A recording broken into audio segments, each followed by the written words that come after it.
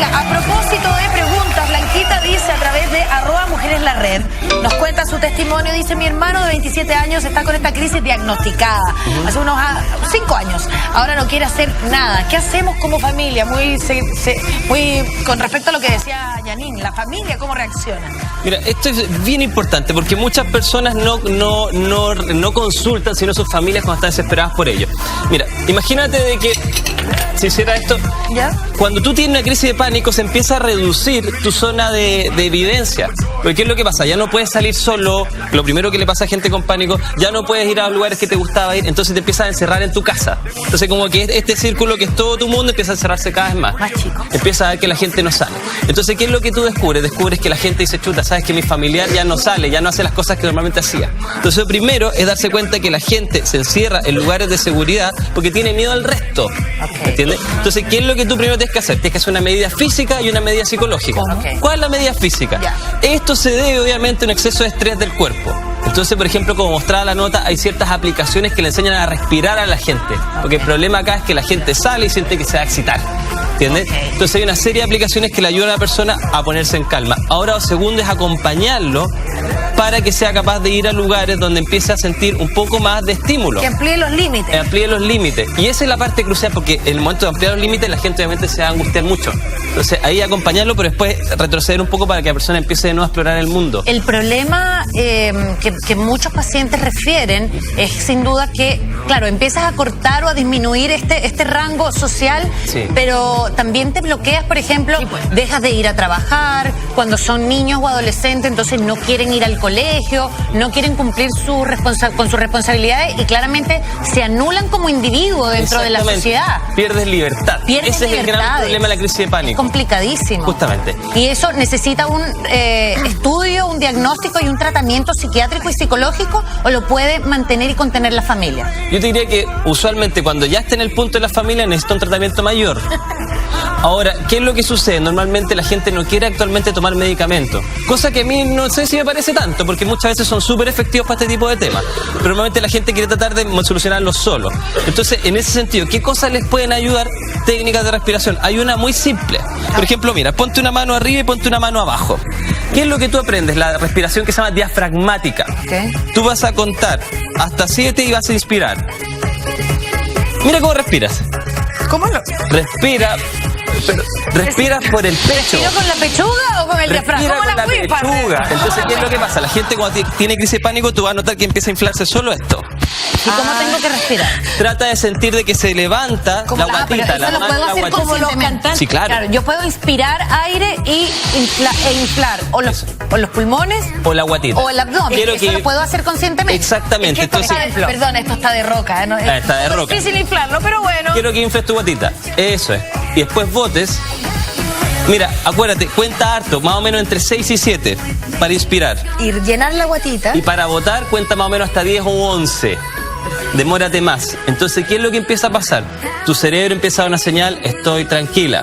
¿Por qué crees tú que la gente fuma? Baja el ritmo cardíaco. La gente fuma porque hace esto.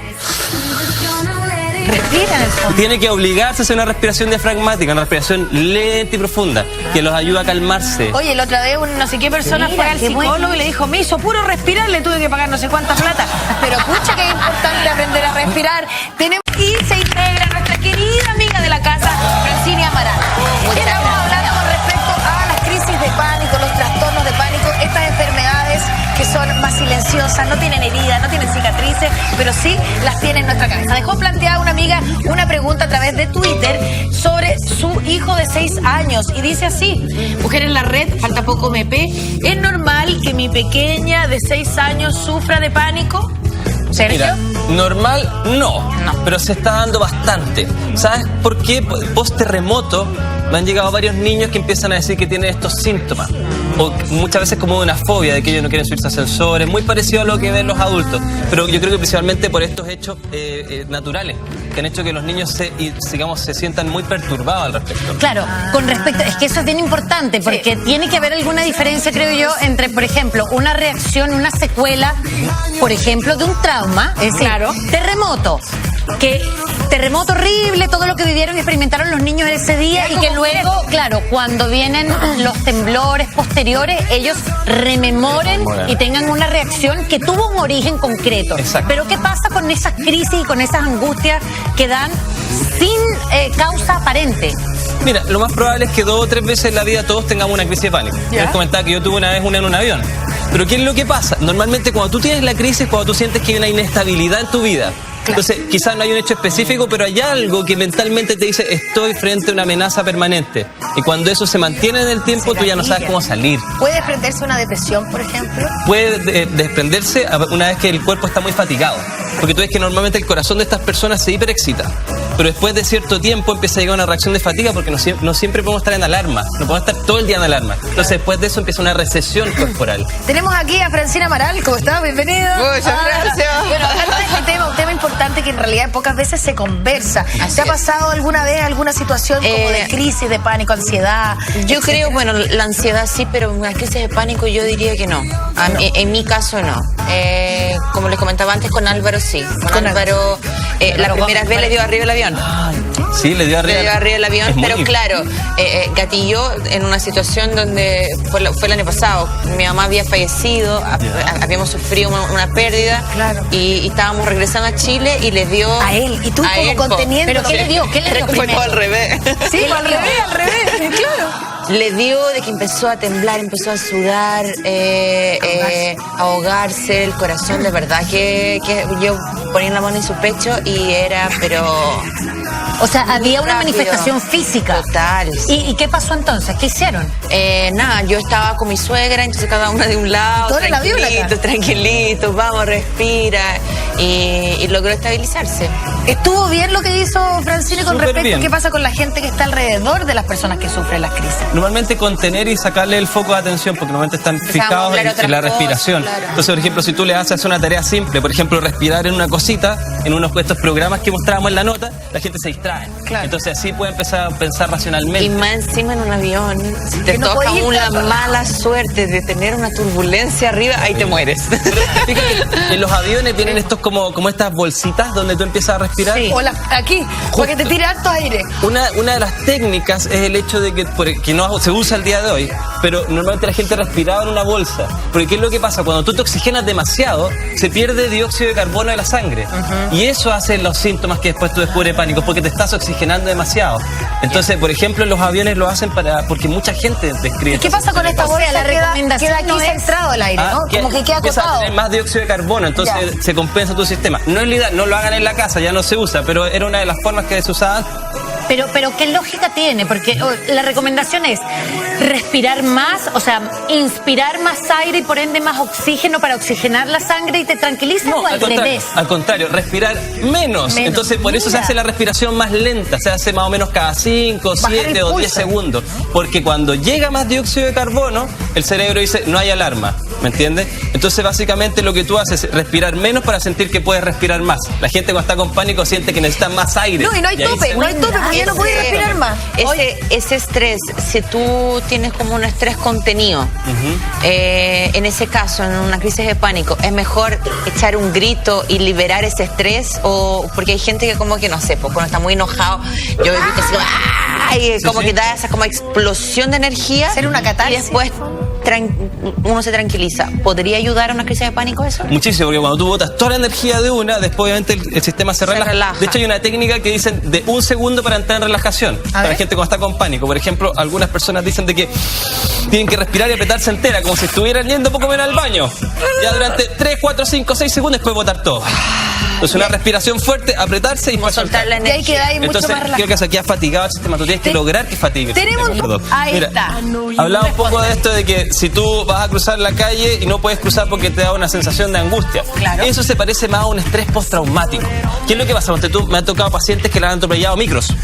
Y obviamente después de cruzar una calle, ver la calle, empieza a generar de nuevo la reacción Pero de eso es, angustia. como decía Yanina, algo concreto. Hay algo concreto y lo más probable es que ella haya vivido algo y esto es una respuesta, una reacción de algo que pasó en el pasado, un Algo aprendizaje. que queda como en la memoria, claro, es Justamente. aprendido. Y de hecho las memorias traumáticas son mucho más intensas que las memorias normales. Entonces, ¿qué es lo que pasa? Quedan grabadas en zonas del cerebro. En el inconsciente, que tal vez. Despierta específicamente una zona que se llama la amígdala. Hay una zona que genera memorias emocionales. Mira. Buenas y malas. Por ejemplo, ¿te acuerdas de tu primer beso en la boca? Sí. Obvio. ¿Pero te acuerdas qué pasó hace un mes atrás en este mismo día? No. No. Todas las memorias intensas se graban de manera distinta y son un súper aprendizaje. Entonces, si tú viste algo malo, lo vas a aprender para siempre. Oye, Francini, nos comentabas hace un minuto también ya, le dio a Álvaro Gómez, tu pareja, el actor, esta crisis de pánico en el avión, contigo, con su mamá, lo ayudaron, se calmó. Pero tenemos entendido que también sufrió otra crisis que lo llevó a urgencias. ¿Qué pasó ese día? Sí, no, es que claro, luego después, porque aún no sabíamos que era una crisis de pánico, sabíamos que estaba mal, como mal y entendíamos que era por el tema que habíamos pasado en Brasil, pero claro, después le dio como otra crisis. ¿Ya? Y esa crisis fue en la casa, estaba tranquilo, empezó a acelerar el corazón de la nada. De la nada, sí, eso es lo curioso. ¿Y entonces? Y lo lleva a urgencias pensando que era un infarto, porque de verdad era el brazo, tenía tomado todo el lado izquierdo, le dolía.